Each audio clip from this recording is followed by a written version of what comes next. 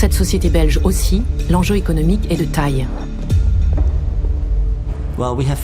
Les nodules contiennent 5 métaux, le cuivre, le nickel, le molybdène, le cobalt et le manganèse.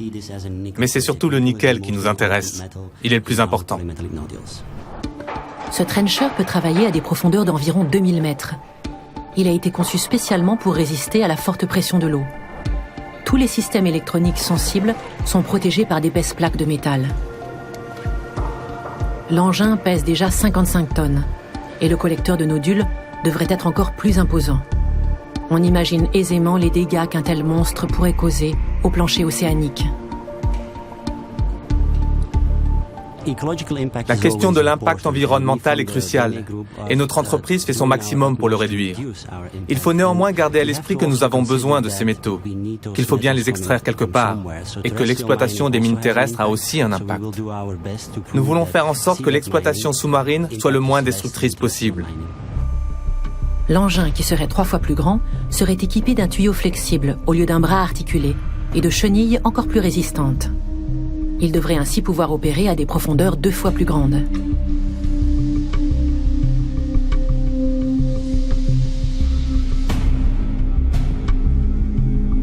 Les entreprises minières s'affairent à concevoir des méthodes et des engins de collecte des nodules. Le principe de base est toujours le même. Un engin sous-marin progresse sur le fond, guidé à distance par des techniciens postés sur un bateau.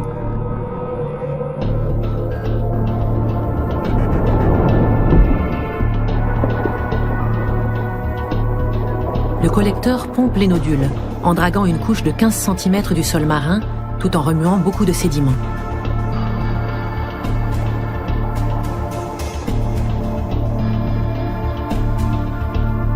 Les nodules arrivent dans un réservoir tampon sous l'eau avant d'être pompés jusque sur le navire.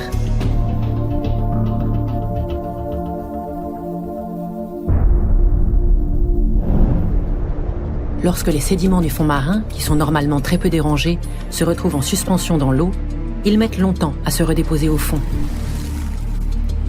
Les chercheurs du MS Zone veulent étudier les conséquences que cette perturbation pourrait avoir. Un robot sous-marin va faire office de collecteur.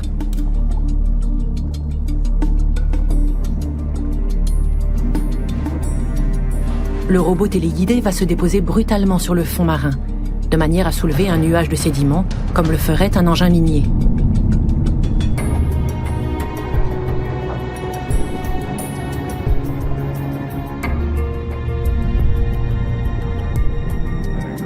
Les particules dégagées peuvent être dangereuses pour la faune et la flore sous-marine.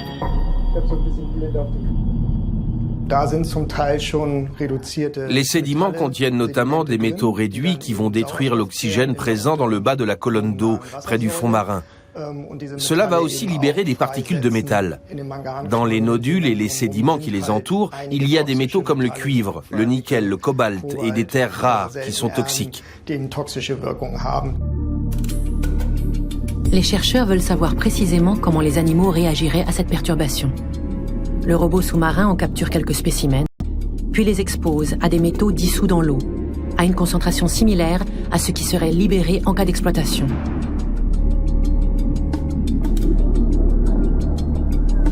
Ce concombre de mer réagit vivement et tente de s'échapper, mais en vain.